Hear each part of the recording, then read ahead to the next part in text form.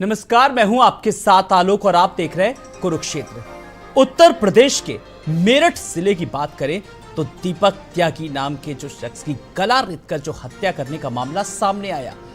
अंदाजा लगाया जा सकता है कि एक हफ्ते बाद पुलिस ने सर जो है वो लाश से किस तरीके से बरामद किया, वो भी कब, जब परिजनों का, गांव वालों का दबाव पड़ा, उसके बाद सिरकटा जो था वो बरामद किया है। इस बीच पुलिस की कार्यप्रणाली को लेकर के लगातार तमाम सारे सवाल खड़े हो रहे हैं। परिजनों का गुस्सा पूरी तरीके से चरम पर है, आक्रोशित है परिजन, और जो गांव वाले हैं, उनके समाज वाले हैं, वो भी लगातार किस तरीके से गुस्से में हैं। परिजन अब सीबीआई जांच की भी इस पूरे मामले में मांग कर रहे हैं। पुलिस की हालांकि जांच की बात करें तो पुलिस लगातार अपने तर्क दे रही है, प्रेम संबंध का मामला बता रही है और पुरानी रंजिश से भी जोड़ करके देख रही है। ऐसे तमाम सारे सवाल खड़े हो रहे हैं कि आखिर इस पूरे मामले में लापरवाही हुई तो किस स्तर पर हुई, चूक हुई तो किसकी हुई और किस पर कार्रवाई होनी चाहिए, और अब जो परिजनों की जो मांगे हैं वो कितनी जायज हैं। कुछ ऐसे तमाम सारे सवालों के जवाब लेंगे, लेकिन पहले जरा प्रतिक्रियाएं सुनवाना चाहेंगे। तो उन लोगों की अपनी डिमांड्स थी। उन्होंने एक ज्ञापन आज मुझे और कप्तान साहब को दिया है, जिसमें उनके द्वारा ये कहा गया है कि उनकी डिमांड्स हैं और इन पे 8 तारीख तक विचार किया जाए। तो हम लोगों ने वो ज्ञापन ले लिया है और हम लोग इसको डिस्कस करेंगे। इसमें पुलिस के द्वारा खुलासा किया गया था। इसके बाद इनके परिजन कुछ मुआवजे या अन्य मांगों को लेके उसका जो सर है उसको लेके धरने पे बैठे हुए हैं, फ्रीजर में रखा हुआ है और उनसे बात चल रही है और जल्दी उसका जो निपटारा वो कर दिया जाएगा। और अपने बच्चे के न्याय के लिए बैठे हैं। उसके जो है अभी जो है असली कातिल नहीं पकड़े गए हैं और फर्जी कातिल उन्होंने लगाकर इस पर एक घिनौना अपराध, इस पे बच्चे पे हमारी आत्मा, उसकी आत्मा को शांति तो क्या देते हैं, इन्होंने उस पर घिनौना अपराध लगा कर अर्जीवे 2 आदमी जेल भेजती है। जाम जब तक जारी रहेगा जब तक कि असली हत्यारे यानी कि इस घटना के जो असली दोषी हैं, जिनको प्रशासन छुपा रहा है, जब तक वो नहीं पकड़े जाएंगे, जब तक ये जाम नहीं खुलेगा। तो सिर को तन से किसने जुदा किया, सिर को तन से किसने जुदा किया और दीपक के सिर को किसने काटा है? सवाल यह भी, मुस्लिम लड़की से प्यार ने ली क्या जान? पुलिस किस तरीके का पुलिस पर दबाव है अब, और परिजनों की क्या कुछ मांगे? कुछ ऐसे ही सवालों के जवाब जानेंगे आज की इस डिबेट में। सबसे पहले आए हुए मेहमानों से अपने दर्शकों का तारुफ करा देते हैं। हमारे साथ कुलदीप त्यागी जी हैं, जो कि नेता अध्यक्ष हैं त्यागी ब्राह्मण भूमिहार मोर्चा के। कुलदीप त्यागी जी, पूरी संवेदना है में आपके साथ, और जिस तरीके से जो मामला सामने आया है और आप अपनी बात रखिएगा पूरी तरीके से। प्रियंका जी भी हमारे साथ हैं, प्रवक्ता कांग्रेस। प्रियंका जी नमस्कार, बहुत बहुत आपका स्वागत है। और दुष्यंत जादौन जी भी हैं, बीजेपी प्रवक्ता हमारे साथ। दुष्यंत जी नमस्कार, बहुत बहुत स्वागत है आपका। इसके अलावा कुछ और भी मेहमान हमारे साथ जुड़ेंगे, लेकिन मैं सबसे पहले कुलदीप त्यागी जी के पास आता हूँ। कुलदीप त्यागी जी, हम आज बात कर रहे हैं दीपक त्यागी को लेकर के, उनकी को किसने काटा, किस तरीके से मामला सामने आया, जरा आपसे जानना चाहेंगे। और आपको क्या लगता है कि किसकी लापरवाही है और क्या कुछ आपकी मांग है?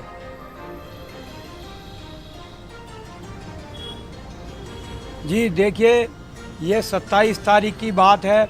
27 तारीख को जो धीरेन्द्र त्यागी हैं, उनका बेटा दीपक उर्फ अमन त्यागी, उसका पास में ही उसके खेत हैं, करीब घर से 1.5 किलोमीटर की दूरी पर वो रात को अपना खेतों में गया था देखने। उसके बाद वो वापस नहीं आया, फिर तलाश की गई, वो नहीं मिला। सुबह को तलाश की गई तो सुबह को पता लगा एक सिर कटी लाश एक ईंख में, जो चक्रोड़ है उससे करीब 10 मीटर की दूरी पर अंदर एक लाश मिली थी जो सिर कटी हुई थी। लेकिन जब उन्हें बताया गया कि भाई वहाँ जब तलाश रहे थे सुबह को, तो वहाँ एक सिर कटी लाश मिली है खेत में, ईंख के खेत में। तो वो उन्होंने अपने दूसरे बेटे को भेजा, उसका दीपक का बड़ा भाई वहाँ गया, तो उसने सिर कटी लाश को पहचानता कैसे, लेकिन उसके हाथ में कभी टाँके आए थे सीधे हाथ में, तो उन्होंने देखा वो टाँके पूरे हैं। उन्होंने पहचाना, उसके भाई ने कि ये हमारे ही भाई की लाश है, ऐसे उन्होंने पहचान की। और ये सिर कटी लाश वहीं उनके खेतों के पास ही एक दूसरा खेत है, वो मुस्लिम समाज का खेत है ईख में, उसके खेत में ये लाश मिली थी। जी चलिए, मैं आपके पास आऊंगा और आप और भी मेहमानों की बात सुनिएगा कि किस तरीके से अब सरकार तक ये बात जाएगी और विपक्ष क्या कुछ कहना चाहता है इस मामले पे। और लेकिन इस तरीके की घटनाओं की आने वाले समाज में पुनरावृत्ति ना हो, कोशिश कुछ यही रहेगी, कुछ ऐसी सार्थक चर्चा करेंगे। कुलदीप जी, आप हमारे साथ बने रहिएगा। दुष्यंत जादौन जी, आपने सुना कि किस तरीके से एक परिवार ने जो दंश झेला और क्या कुछ घटनाक्रम रहा, आपका भी दिल पसीज गया होगा। जी, निश्चित ही किसी भी व्यक्ति की अगर हत्या होती है तो दिल को चोट पहुंचती है, दिल पसीजता है, पीड़ा होती है और मेरी पूरी संवेदना उस परिवार के साथ है, क्योंकि किसी का भी कोई व्यक्ति जाता है तो दुख अथाह होता है और मेरी भी संवेदना है। और निश्चित ही वहाँ की पुलिस और प्रशासन हत्याकांड को खोल दिया है। जो भी अपराधी होंगे वो निश्चित ही जेल जाएंगे। सरकार पूरी तरह दीपक त्यागी जी के साथ है और हमेशा खड़ी रहेगी। जी, नहीं, सवाल ये है कि सरकार तो साथ में, लेकिन कैसे एहसास दिलाएंगे कि सरकार साथ में है? कैसे कानून व्यवस्था का आप उसको आश्वासन दिलाएंगे इस पीड़ित परिवार को? क्योंकि यहां पर लापरवाही साफ तौर पर पुलिस की सामने आई है, पुलिस की कार्यशैली पर सवाल उठे हैं।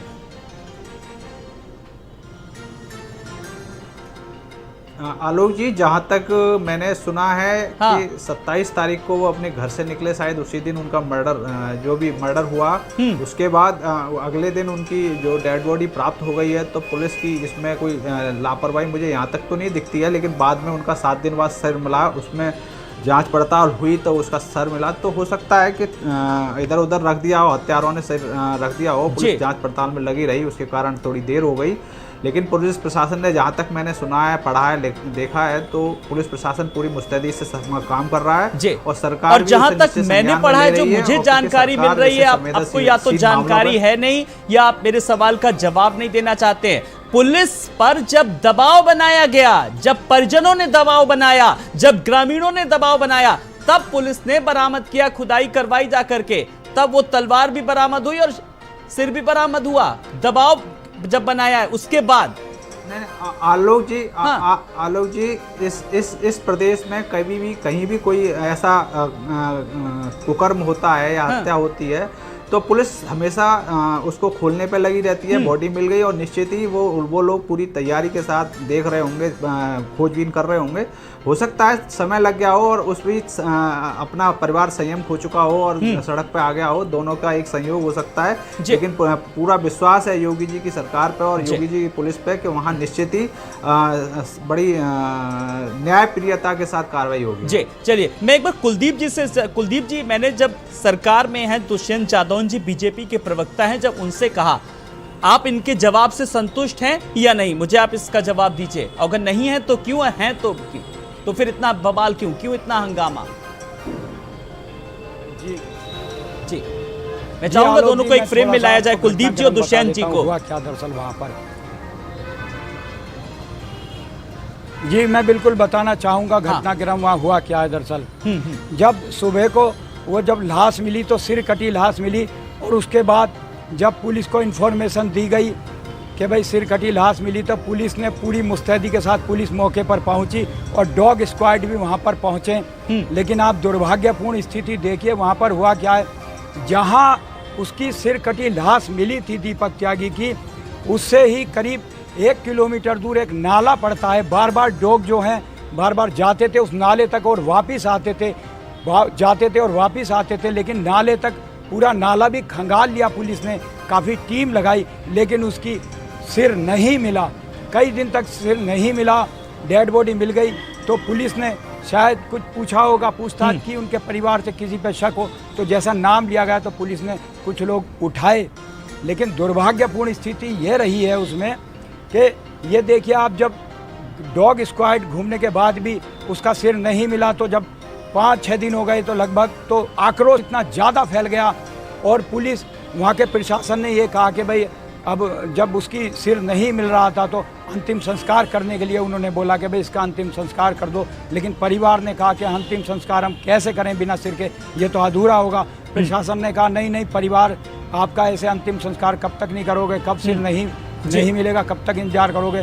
तो दुर्भाग्यपूर्ण स्थिति में आपको बताना चाहूँगा कि बिना सिर के, ये पहली बार हमारे जीवन में हमें देखने को मिला खजूरी गांव में, बिना सिर के 19 साल 11 महीने के बच्चे का उसके परिवार ने अंतिम संस्कार किया, अधूरा अंतिम संस्कार किया।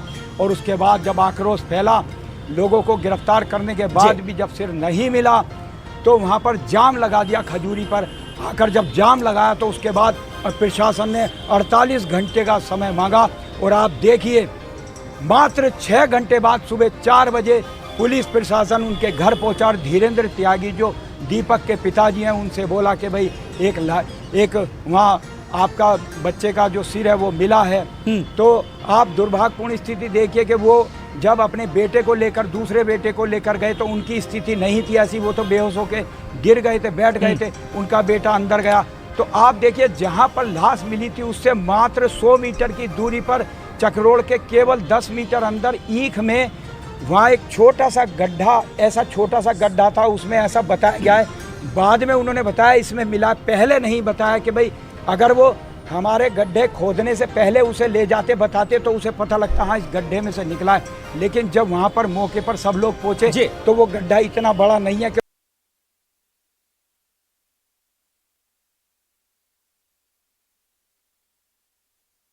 उसमें कोई सिर छुपाया जा। और उससे भी ज़्यादा दुर्भाग्यपूर्ण ये रहा है उस ईख के खेत में, वो बराबर में ईख का खेत है जहाँ पे उसकी डेड बॉडी मिली थी, जहाँ सिरकटी लाश मिली थी, उसके एक एक गन्ने के बीच में एक एक खूड़ में पैदल पूरे गांव ने वो खूंद लिया था। उस वक्त वो सिर नहीं मिला था। उसके अगले दिन अचानक 6 घंटे बाद, 48 घंटे का समय लेने के बाद 6 घंटे बाद वो सिर दिखाया गया है कि यहाँ निकला है। अरे वो एक कट्टे में बताया, कट्टे में निकला है। लेकिन जब मैं खुद मौके पे मौजूद था, मैंने जाके देखा वो बहुत छोटा गड्ढा। बिल्कुल, आप मौके पर उस वक्त मौजूद होंगे और आपकी क्या व्यथा होगी आपके घर वालों की, समाज की, परिवार वालों की, उसको प्लीज संवेदनाओं के जरिए शायद व्यक्त किया जाता है, उसको शब्दों के जरिए नहीं व्यक्त किया जा सकता है। बस मैं आऊंगा दूसरे मेहमान के पास। वैसे दुष्यंत जादव जी कभी सुना है एक चीज और? हाँ, मैं अभी आ रहा हूँ। प्लीज आलोक जी, हाँ अपनी बात रखिए जी। हाँ हाँ नहीं, एक बहुत महत्वपूर्ण, बहुत रखिए आप ही को मौका दे रहा हूं, बताने जा रहा हूं मैं आपको, बहुत महत्वपूर्ण। देखिए ये बताया था कि वो सिर मिट्टी के अंदर निकला है 6 दिन बाद, लगभग 6 दिन बाद वो सिर ऐसा निकला है जैसे अभी कटा हो, बिल्कुल साफ सुथरा सिर है, उसमें कहीं पूरा चेहरा साफ सुथरा है, जैसे कहीं फ्रीजर में रखा हुआ। इसलिए वहाँ बहुत बड़ा आक्रोश फैला, सबको गुस्सा आया, ऐसा लगा जैसे मैनिपुलेट किया गया, किया गया है उसको कि भाई कोई किसी को बचाया जा रहा है। उसमें जो सिर मिला था वो चेहरा बिल्कुल साफ था, ऐसा हो ही नहीं सकता 6 दिन मिट्टी में रखा हो कटा हुआ सिर और वो बिल्कुल साफ हो। हमने देखा है डेड बॉडी जो होती है 2 दिन में ही खराब हो जाती है। इसीलिए बिल्कुल इसमें बिल्कुल बहुत बड़ा झोल पर अभी शक जो है वो जांच तमाम बिंदुओं पर अभी उठेगी, चलेगी भी, क्योंकि शक के दायरे में है सारी चीजें कि अभी भी लग रहा है तमाम सारी चीजें। मैं दुष्यंत जादव जी, बिना सर के अंतिम संस्कार, सुना है कभी ऐसा?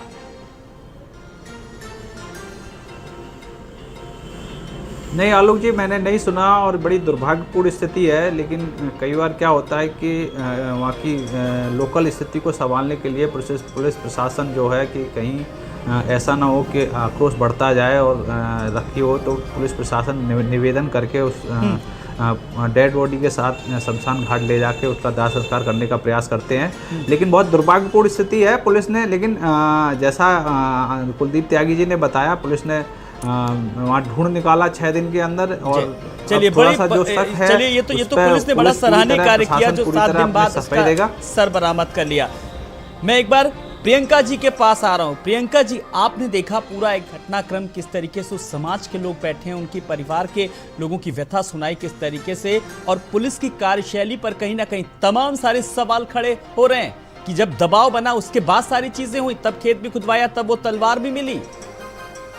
आलोक जी, इतना दुर्भाग्यपूर्ण स्थिति है, दुख व्यक्त करने के सिवा हमारे पास शब्द नहीं बच रहा। क्योंकि किसी बच्चे का बिना सर का शव जलाना, मुझे लग रहा है कि अपने आप में एक बहुत बड़ा दुर्भाग्य था।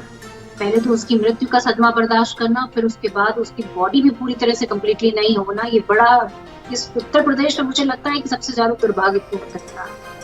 परंतु मैं इस घटना को सिर्फ यहीं तक सीमित नहीं मानती, क्योंकि उत्तर प्रदेश में लगातार हत्या के मामले बढ़ते चले जा रहे हैं। और इस हत्या के मामले को भी एक साधारण हत्या का मामला नहीं देखा जा सकता, क्योंकि जो यहाँ पर बैठे जो जिन आंखों देखा वर्णन कर रहे हैं कि किस तरह से उसकी डेड बॉडी मिली, फिर 7 दिन के बाद उसका सर मिला, और वो भी इतना जो कहना चाहिए उसकी स्थिति सही। तो इन सारे चीजों को ध्यान में रखते मुझे लग रहा है कि इस केस की वाकई में जो परिजन उसकी डिमांड कर रहे हैं सीबीआई की जांच होनी चाहिए। और उत्तर प्रदेश के जो हालात है वो वाकई में दयनीय।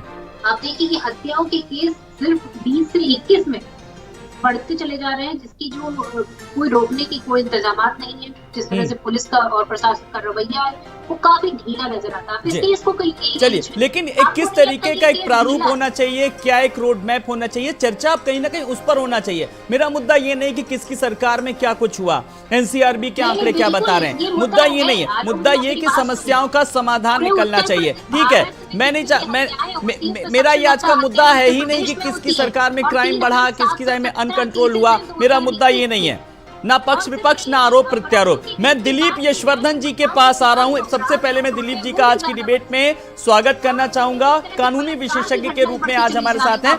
मैं आज दिलीप यशवर्धन जी से कानून की पेचीदगियों के बारे में जरा जानूंगा और समझूंगा। दिलीप जी, ये जो पूरा मामला दीपक त्यागी की हत्या पर जो बवाल मचा हुआ है, और वाकई में कभी भी जैसे उन्होंने अभी समाज के जो उनके लोग हैं उन्होंने भी साफ तौर पर बताया कि ऐसा कभी नहीं हुआ होगा कि सिर कटी लाश का अंतिम संस्कार किया है। मैं जिंदगी में शायद हम लोगों ने भी शायद ऐसा कभी नहीं सुना होगा। एक्सीडेंटल केस में वो भले ही अलग बात है, लेकिन फिर भी इतना विभत्स रूप शायद ये कभी किसी ने देखा होगा। इस पूरे मामले में अब परिजन जो है वो सीबीआई की भी जांच की भी मांग कर रहे हैं। तो इस पूरे घटनाक्रम में आपको क्या लगता है कि लूप होल्स कहां पर हैं, लापरवाही कहां पर आई?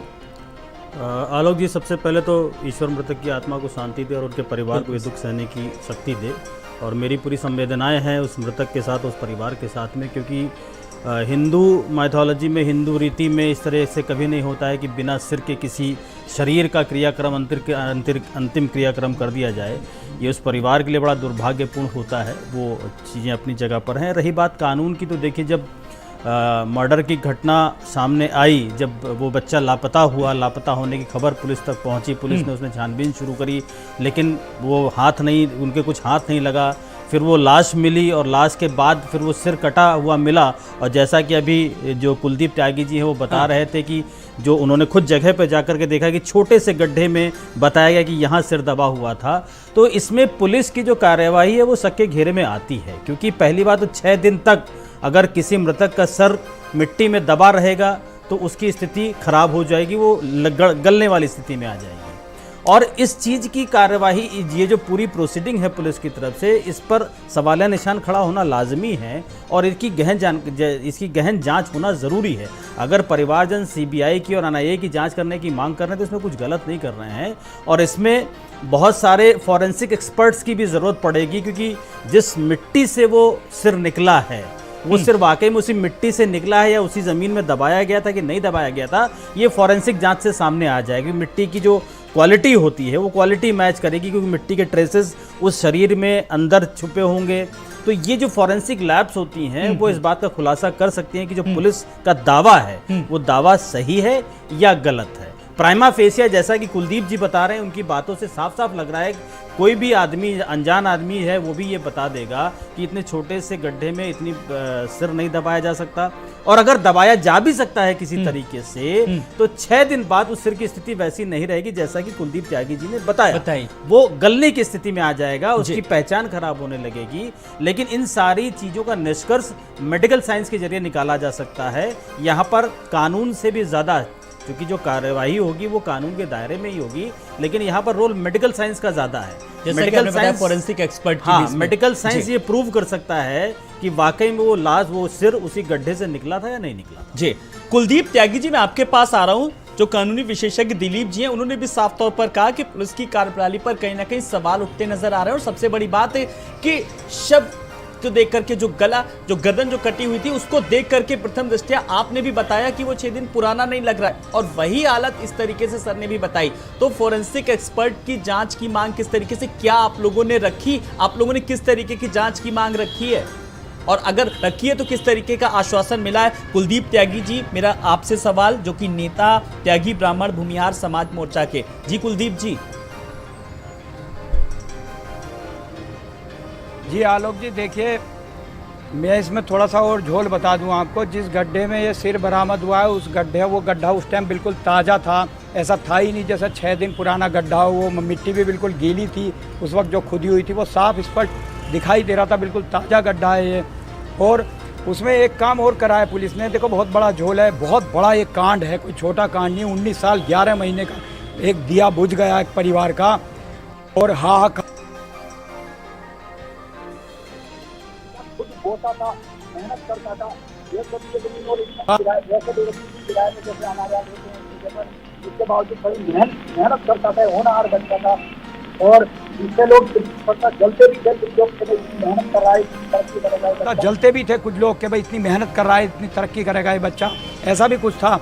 लेकिन उस गड्ढे में जिसमें मिली वो बिल्कुल ताज़ा गड्ढा था। और वहाँ एक ट्रांसपेरेंट पन्नी भी मिली है, कुछ गिलफ्स भी मिले। और उसके बावजूद पुलिस ने वहाँ पे इतना बड़ा पुलिस फोर्स गया, एक बार भी उन्होंने उसको चारों ओर से जो घटना स्थल है, जब गड्ढा जहाँ पर वो गर्दन मिली चारों ओर से उसे कवर भी नहीं किया। कोई सुरक्षा वहाँ पर नहीं की गई उस घटना स्थल की। और जहाँ पे मर्डर हुआ, गर्दन काटी गई है, मैं वहाँ भी गया हूँ, उस पे भी वहाँ भी कोई सुरक्षा चारों ओर से उन्होंने कोई तार नहीं लगाया, कोई पुलिसकर्मी नहीं रोका। ये क्या है, इसका मतलब क्या है? वहाँ खूब लोग, पब्लिक गई, हजारों की संख्या में लोग गए, वहाँ खूनते रहे उस जगह को। अभी तक भी, आज तक भी मैं आपको बताना चाहूँगा, उस घटना स्थल को चिन्हित करके कोई फोरेंसिक के लिए कुछ छोड़ा ही नहीं गया। मुझे लग नहीं रहा फोरेंसिक में कुछ ज़्यादा कुछ वहाँ से अब प्राप्त हो सकेगा, क्योंकि वहाँ पे बहुत जनता ने जाकर वहाँ देखा है। और दूसरी बात, देखिए पहले पुलिस ने ये बताया था केवल एक आदमी ने उसको मारा है, एक आदमी ने मर्डर किया है। लेकिन जब ये प्रश्न उठा एक आदमी गर्दन काट ही नहीं सकता अकेला आदमी एक की, तो फिर 2 बताने लगी पुलिस। फिर ये इसका मतलब झोल ही झोल है, इसमें वैसे ही नहीं है। ये हो सकता है कोई बड़ा मामला हो इसके पीछे। चलिए, हमने ये मामला उठाया और हम षड्यंत्र तरीके से चाहते हैं कि आपके परिवार को न्याय मिले, इंसाफ मिले। इसीलिए आज हमने ये डिबेट भी रखी है जिसमें एक्सपर्ट्स को भी बुलाया है और विपक्ष को भी बुलाया और सरकार की तरफ से भी दुष्यंत जादौन जी हैं। एक बार प्रियंका जी की तरफ उनका वर्जन ले लेते हैं। प्रियंका जी, झोल ही झोल, देखिए उनके समाज के लोग कह रहे हैं, उनके परिवार के लोग कह रहे हैं, गड्ढे को लेकर के टेक्निकल चीजें आ रही हैं, तमाम सारी चीजें। विपक्ष के तौर पर अब आप लोग किस तरीके की मांग कर रहे हैं? मांग क्या, बल्कि आप किस तरीके से सुझाव देना चाहेंगे? आज मैं सुझाव को लेकर के बात कर रहा हूँ। प्रियंका जी। आलोक जी, देखिए विपक्ष के सुझाव का कोई मतलब नहीं था। अगर हम कहें कि हम सुझाव देंगे तो सरकार मान लेगी, तो ये एक तरह का सिर्फ भ्रमजाल होगा। मैं नहीं समझती कि इसका कोई मतलब हो। लेकिन मैं इतना जरूर कहना चाहूंगी कि जो घटना है और जो घटना का आंखों देखा वर्णन यहाँ कुलदीप जी कर रहे हैं, और उसके साथ में जो पुलिस की भूमिका है वो वाकई संदिग्ध है और शक के घेरे में आती है। क्योंकि मेरा ये मानना है कि उत्तर प्रदेश की पुलिस पे पहले ही कई बार सवालिया निशान लग चुके हैं। सिर्फ आज की बात नहीं करें, आप देखिए कि इस तरह से जो अभी औरैया का केस हुआ जिसपे लड़की का शव जो है पुलिस लेके भागी जा रही थी, तो मैं समझती हूँ कि पुलिस की भूमिका, और यहाँ नहीं हाथरस में भी देखी किस तरह से पुलिस की भूमिका संदिग्ध थी। तो हर जगह पुलिस की भूमिका इतनी संदिग्ध क्यों? क्या सरकार बिल्कुल पूरी तरह से खुली छूट दे रखी है कि आप जाइए, शासन प्रशासन कुछ भी करे, जाके किसी से कोई पूछताछ नहीं है? तो ये किस तरह का ये शासन चल रहा है उत्तर प्रदेश में, और किस तरह का इंसाफ दिया जा रहा है? जो लोग पुलिस के पास जा रहे हैं, क्या इंसाफ मिल पा रहा है? क्या उन घटनाओं को सीरियसली इंटर किया जा रहा है, देखा जा रहा है? तो ये सारे सवाल निशान है उत्तर प्रदेश की कार्यप्रणाली पर। उत्तर प्रदेश में जिस तरह से कहा जाता है कि जीरो टॉलरेंस की सरकार। प्रियंका जी, मैंने आज की डिबेट में आपसे एक सुझाव मांगा था, आप एक सुझाव दीजिए। आपका आमंत्रित है सुझाव, मैं पहुंचाऊंगा ना। डिबेट का पूरा दारोमदार यही है कि सरकार पूरी तरह से निश्चिंत हो चुकी है। उत्तर प्रदेश में अपराध बढ़ते चले जा रहे हैं, चाहे हत्याएं हो, चाहे महिलाओं के खिलाफ दर्ज हुए अपराध हो, चाहे जो है लूटपाट के अपराध हो, चाहे अपहरण। दुष्यंत जादौन जी, बहुत जिम्मेदारी के साथ एनसीआरबी के आंकड़े भले ही कुछ भी गवाही दे रहे हो, एक राहत की बात हो सरकार के लिए, लेकिन बड़ी बात यह है कि मेरठ में जो मामला सामने आया है, इस पूरे मामले में झोल ही झोल है। और ये शब्द झोल ही झोल जो है ना, ये मेरे नहीं है, ये कुलदीप त्यागी जी के हैं।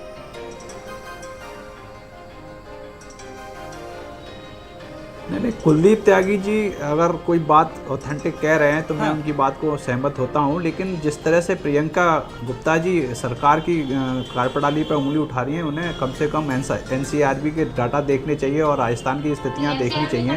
हालांकि ये मामला आज राजनीतिक नहीं है और पक्ष विपक्ष का नहीं है। मेरी पूरी संवेदना दीपक त्यागी जी के साथ है लेकिन जिस तरह से प्रियंका जी लॉर्ड फेयर के राजनीतिक रूप देना चाहती हैं वो अच्छी बात नहीं है। प्रियंका जी, ये राजनीतिक मुद्दा नहीं है और ना आप किसी की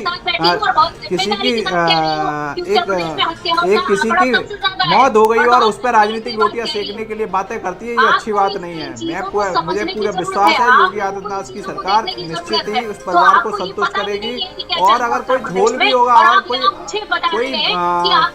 दोषी भी होगा तो निश्चित ही उस पर कार्रवाई की जाएगी। यहाँ रियायत किसी पे नहीं है, चाहे पक्ष का हो चाहे विपक्ष का हो चाहे सरकार का ही आदमी क्यों नहीं जुड़ा हो, अगर दोषी है तो निश्चित कार्रवाई की जाएगी। लेकिन बहन, आप राजनीतिक रोटियां मत सेकिए, ये एक बच्चे की मौत का सवाल है। आप अपनी राजनीतिक रोटियां सेकना बंद कर दीजिए।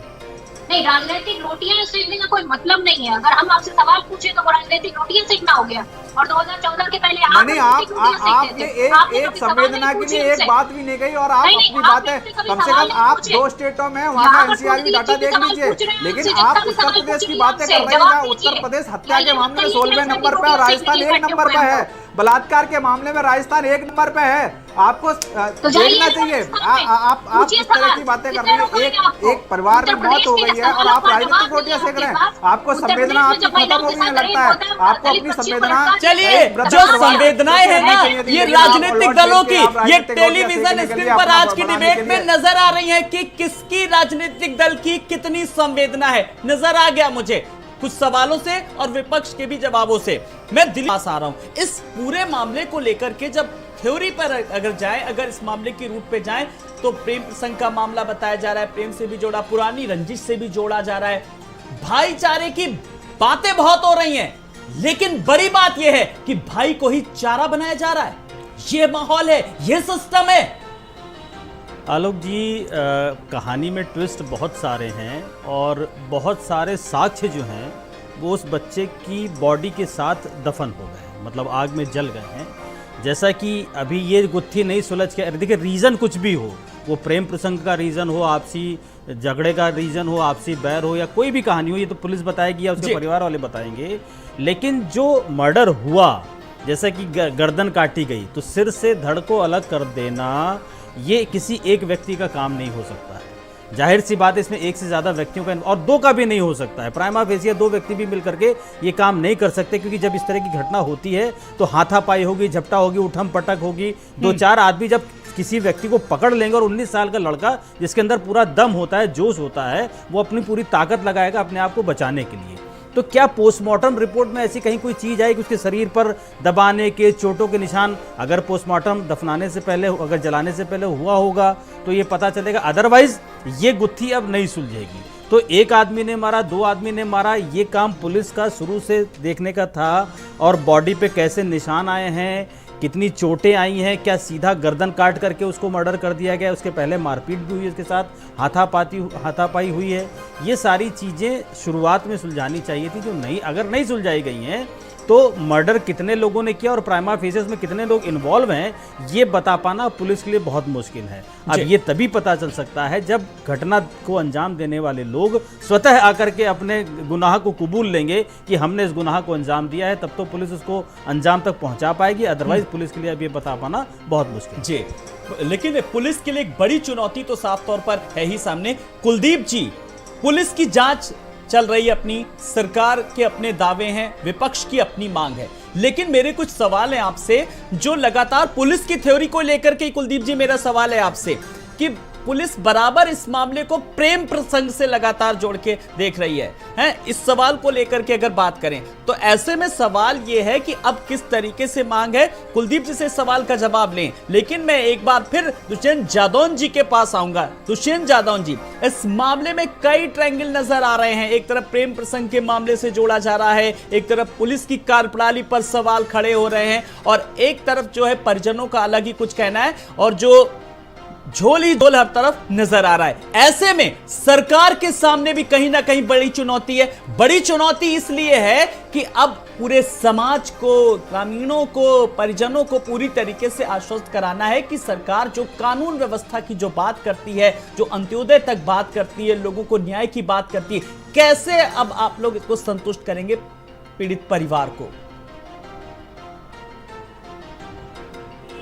निश्चित ही आलोक जी, सरकार इस पर पूरे नज़र रखे हुए है और शासन प्रशासन से वहाँ सब वार्ता चल रही है और वहाँ पर जितना भी कोशिश की जाएगी कि न्याय 100% मिले और कोई भी दोषी अगर होता है, चाहे प्रशासन में हो या जिन्होंने हत्या किया उसमें हो, कोई बच नहीं पाएगा। सरकार की तरफ से पूरा उनको सहयोग है कि किसी भी तरह कोई अपराधी बच नहीं पाए। अगर इसके साक्ष्य छुपाए भी जा रहे हों तो निश्चित मानिए कि योगी जी की सरकार में वो साक्ष्य छुपाने वाला भी नहीं बचेगा, उसको भी, उसके खिलाफ भी कार्रवाई की जाएगी, चाहे वो कितना ही बड़ा आदमी क्यों ना हो। सरकार निश्चित ही दोषियों को सजा देगी। प्रियंका जी, देखिए सरकार पूरी तरीके से अब जांच की बात कर रही है और विपक्ष देखिए बुलडोजर चलाने की भी आरोपियों पर मांग कर रहा है, लेकिन यही है कि अगर बुलडोजर भी चलाएगी तो फिर विपक्ष सवाल उठाएगा कि देखो आशियाना ढहा दिया। पहले तो इस केस की जांच होनी चाहिए पूरी तरह से, और जिस तरह से कुलदीप जी ने कहा कि साक्ष्य ही नहीं बचेंगे तो आप जांच क्या करेंगे। और आजकल टेक्नोलॉजी इतनी स्ट्रांग हो चुकी है आलोक जी, तो मुझे नहीं लगता कि इसको इतना टाइम लगना चाहिए इस केस को सॉल्व करने के लिए, क्योंकि एक छोटी जगह का केस है और इतने आराम से उसको हैंडल किया जा सकता है। इससे पहले बड़े बड़े केस हैंडल नहीं पड़ते।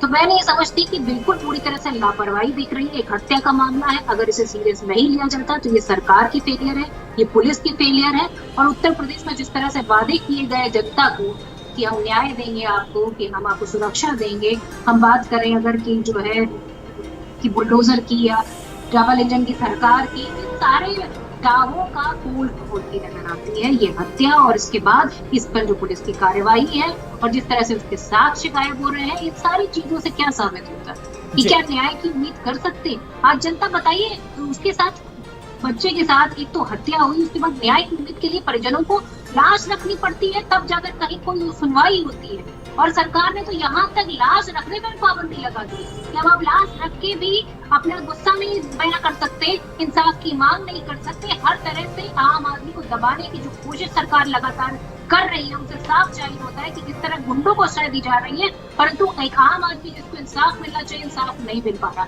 और इस तरह से अगर इंसाफ नहीं मिलता है तो किस तरह की बातें की जाती है? क्या ही जीरो टॉलरेंस की बात की जाती है? खाली किताबों की बातें करने से क्या होगा? जब जनता को, एक आम आदमी को सुरक्षा नहीं है, उसको न्याय नहीं है, उसको अपनी लड़ाई खुद लड़नी पड़ती है। आप देखिए किस तरह से रेप पीड़िताओं को जो है, जो कंप्लेन लिखाती है उसके बाद भी उनका मर्डर हो जाता है। कहाँ कोई सुनवाई?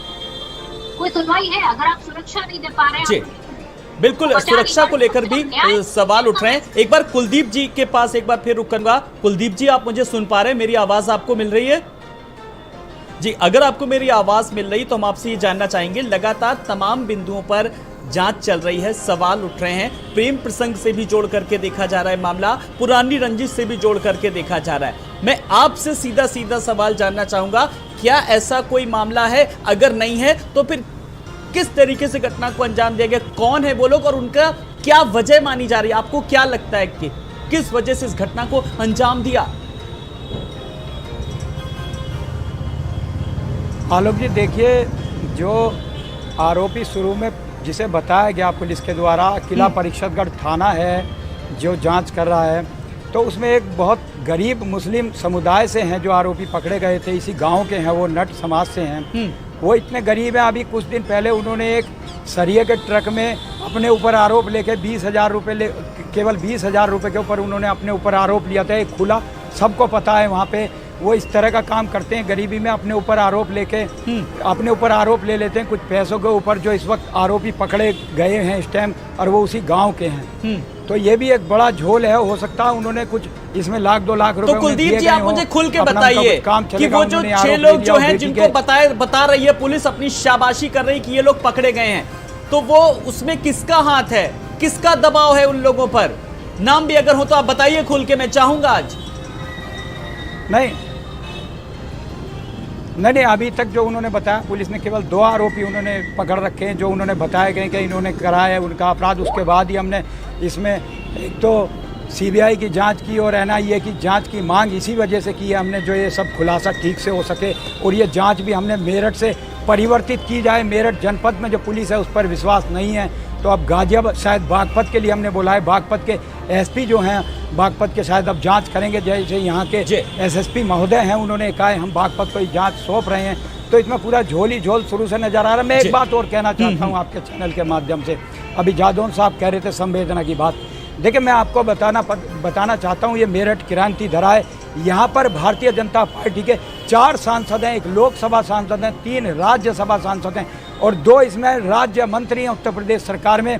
दुर्भाग्यपूर्ण स्थिति देखिए, यहाँ परसों से उस बच्चे की जो सिर है उसके साथ बैठे हुए 4 सांसदों में एक भी सांसद ने मौके पर जाने की हिम्मत, एक बार भी मौके पर जाने की संवेदना के तहत कोई भी उन्होंने अपना कर्तव्य नहीं समझा। और अभी तक राज्य मंत्री चलिए, अब हो सकता है कि अब ये डिबेट में गए थे, अंतिम संस्कार करवाने के बाद वो दोबारा नहीं गए। की गई है जिसमें तमाम सारी चीजों का जिक्र किया गया। हमने आपसे सवाल पूछा, आपने अपना दर्द जाहिर किया, आपने अपना गुस्सा जाहिर किया। अब उसके बाद हो सकता है कि कुछ हलचलें तेज हों। मैं अब दुष्यंत जी के पास आऊंगा, लेकिन उससे पहले मैं जरा दिलीप यशवर्धन जी आपके पास आ रहा हूं। जैसा कि कुलदीप जी ने साफ तौर पर कहा कि सीबीआई की जांच करे और एनआईए की जांच, लेकिन साक्ष्य जो हैं वो पूरी तरीके से जो है वो खत्म हो चुके हैं। लेकिन टेक्नोलॉजी, जैसा कि प्रियंका जी ने भी कहा, कि बड़ी एडवांस हो चुकी है। ऐसे में अब जांच किस तरीके से निष्पक्ष हो, क्या हम कर सकते हैं निष्पक्ष जांच की मांग, या बेमानी साबित होगा?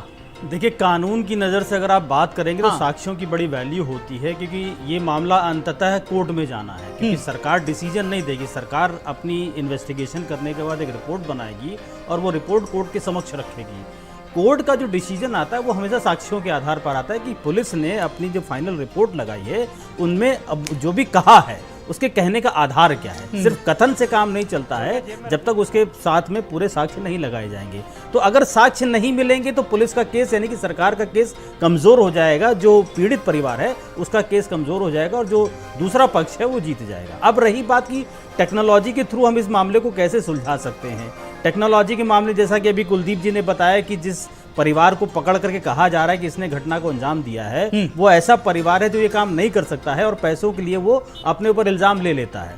तो इस बात की सत्यता नार्को टेस्ट से प्रमाणित हो सकती है, या पुलिस और बहुत सारे ऐसे साइकोलॉजिस्ट होते हैं जो आदमी से बात करके ये बता सकते हैं कि व्यक्ति इस नेचर का है या नहीं है। इतनी बड़ी घटना, किसी का गला काट देना, ये किसी साधारण आदमी के बस की बात नहीं है। कोई आम आदमी ये काम नहीं कर सकता है। ये बहुत ही, या तो बहुत गुस्से में आदमी इंपल्सिव एक्शन में कर सकता है, या फिर जो इस काम का माहिर होता है वो कर सकता है। तो साइकोलॉजिस्ट इस तरह की बातें करके बता सकते हैं, या नार्को टेस्ट के थ्रू ये पता किया जा सकता है कि जो व्यक्ति अपने ऊपर इल्जाम ले रहा है वो वाकई में सही है या किसी के दबाव में या पैसे के लालच में ये काम कर रहा है। यही सारे माध्यम हैं। अगर साक्ष्य नहीं है तो इन्हीं सारे माध्यमों से सच का पता लगाया जा सकता है। ये तमाम सारे माध्यम हैं जिनके आधार पर, जांच के आधार पर सच का पता लगाया जा सकता है। दुष्यंत जादौन जी, आप किस तरीके से अब आश्वस्त करेंगे? एक सवाल का जवाब ये, और दूसरे सवाल का जवाब ये कि मेरठ पुलिस ही अब सवालों के घेरे में है। देख रहे हैं आप, कुलदीप त्यागी जी ने साफ तौर पर कहा कि उन्हें अब ये केस ट्रांसफर करना चाहिए किसी और जिले में। वहां पर मेरठ पुलिस पर से भरोसा उठ गया है। आप भले ही मेरठ पुलिस की वकालत करें, देखिए कितने कम समय में सारे साक्ष्य जुटा लिए, पुलिस लगातार कर रही है जांच तमाम बिंदुओं पर।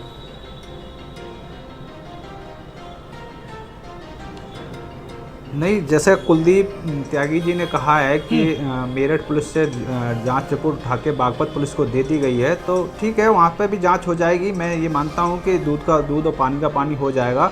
और जांच, फिर मैं आपको विश्वास दिलाता हूँ इस चैनल के माध्यम से कि उत्तर प्रदेश सरकार में दोषी अपराधी नहीं बचेंगे। वो चाहे कितना भी राजनीतिक संरक्षण रखते हों और किसी भी हद के अपराधी हों, वो बचेंगे नहीं। और दीपक जी के हत्यारों को पाताल से भी निकाला जाएगा। अगर दोषी हैं और बचे हुए हैं तो निश्चित मान के चलिए सरकार उनको खोज लाएगी और उनको जेल में रखेगी, भेजेगी। पाताल से भी निकाला जाएगा, लेकिन एक हफ्ते में तो तलवार निकाल पाती है ये पुलिस। कुलदीप जी, अब मैं चाहूंगा कि एक सवाल अगर आपका कोई भी हो जिसपे आप चाहते हैं कि सरकार तक पहुंचे हो, जिससे आप संतुष्ट हैं, जिससे असंतुष्ट हैं, सीधा सवाल कुलदीप त्यागी जी अब आप दुष्यंत जादौन जी से कीजिए। जी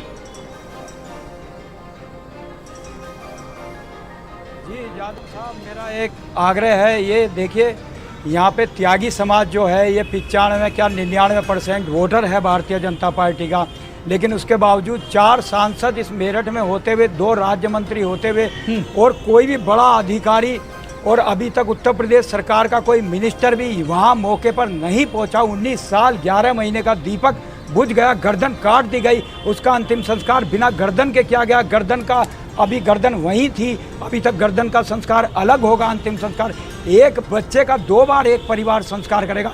माननीय मुख्यमंत्री जी को सीधा हस्तक्षेप इस केस में करना चाहिए था। हमें बड़ी उम्मीद थी माननीय मुख्यमंत्री जी से कि देखिए ऐसा हत्याकांड, क्योंकि पहले हमसे बताया गया था राम राज्य, कानून का राज्य इस प्रदेश में है, लेकिन कानून का राज्य इतने साल हो गए राज चलते हुए, क्या गर्दन काटने के बाद। चलिए दुष्यंत जी, अब इस सवाल का जवाब दे दीजिए। ये पीड़ित परिजनों का दर्द है, ये उनकी आवाज है कि राम राज्य में क्या 2-2 बार अंतिम संस्कार। तीखा सवाल, सीधा सवाल, इसका जवाब जल्दी से दीजिए आप दुष्यंत जी। आलोक जी, जहाँ तक मेरी जानकारी है वहाँ अश्विनी त्यागी जो प्रदेश के महामंत्री और एमएलसी हैं जो भारतीय जनता पार्टी के, वो वहाँ लगातार उनके साथ रहे और संपर्क में रहे हैं, और उसके बाद उन्होंने सरकार में भी अधिकारियों से बात की है। और निश्चित ही देखो ये जो घटना हुई है दुर्भाग्यपूर्ण है और पूरी संवेदना है सरकार की उस परिवार के साथ। ये हत्या नहीं होनी चाहिए थी, एक 19 साल के बच्चे के साथ सबकी संवेदना है और बड़ा दुख का विषय भी है। और निश्चित मानिए, मैं आपसे फिर कह रहा हूँ, बार बार कह रहा हूँ कि सरकार किसी भी दोषी को छोड़ेगी नहीं, न्याय जरूर मिलेगा, 100% मिलेगा। बिल्कुल, न्याय के साथ साथ एक संदेशा भी जाए ताकि इस तरीके की घटना लोग अब सोचे भी ना, अपने जहन में भी ना लाएं। प्रियंका जी, फाइनल कमेंट आपका भी चाहूंगा। जिस तरह से यहाँ पर घटना का ब्यौरा है वो दिया गया, काफी दुखद है इस घटना पर बात करना। वाकई किसी परिवार के लिए ये दुर्भाग्यपूर्ण है और सबसे ज्यादा पूरी जिंदगी का दुख ये है कि उनके बच्चे की गर्दन कटी हुई लाश मिलती है। और सरकार और पुलिस का जो प्रशासन का जो रवैया है उसके प्रति इतना नीरस है कि वाकई में लगता है कि हम कहाँ रह रहे हैं, हम जंगल राज्य में रह रहे हैं या हम वाकई में एक ऐसे राज्य में रह रहे हैं जहाँ पर पुलिस प्रशासन का कोई इकबाल नहीं।